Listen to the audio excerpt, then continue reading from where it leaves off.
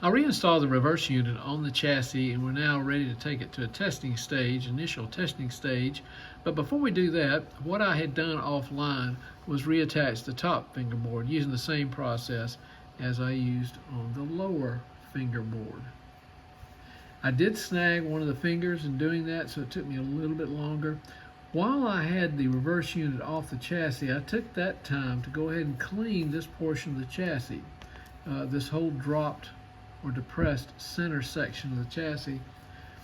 Clean that thoroughly with alcohol. If you'll clean this with alcohol with a paper towel, it will show rust if their rust is present. Even though you may not be able to see it with the naked eye, it may discolor the paper towel, letting you know where you might want to concentrate with a little bit of brush or something with a rotary tool. After that, I coated it in CRC 226. Let me back out just a little bit. In the entire depressed center section. Hopefully that will help hold the rust at bay. Then I reattached it with a single screw. Now the first test that can be performed on it is simply a manual test. And that's done, of course, by operating this lever right here. And it gives you an opportunity to watch the rotation, the smoothness, the contact of the brushes, everything to make sure it's all clear and mechanically working, and that the pawl is lifting up the drum with the cogs. Of course, I'll move the lock lever out of the way.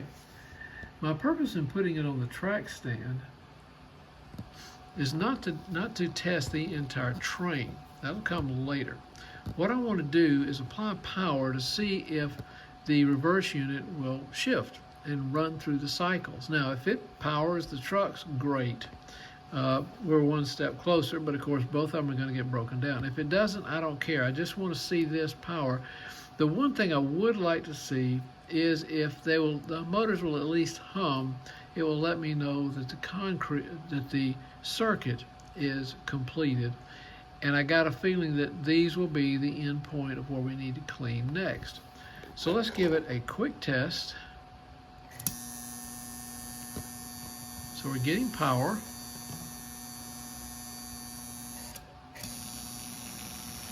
Look at that, the front motor's running. It's in reverse.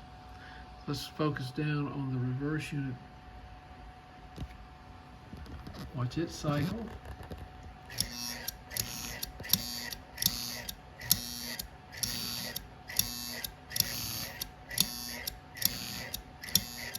That seems very satisfactory.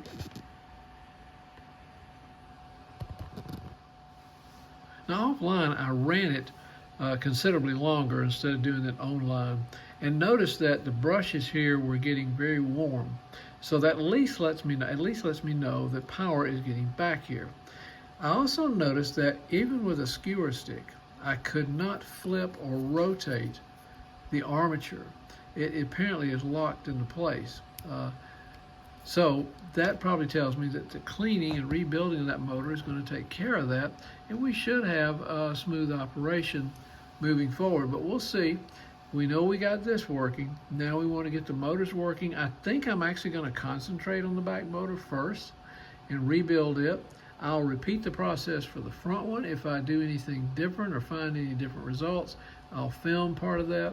If not, I'm only going to film the back motor because apparently it's the one that's in the worst condition. Once we get it running and we see both of these being controlled by the reverse unit, we're getting a lot further along, and that will only require then that we rebuild this motor.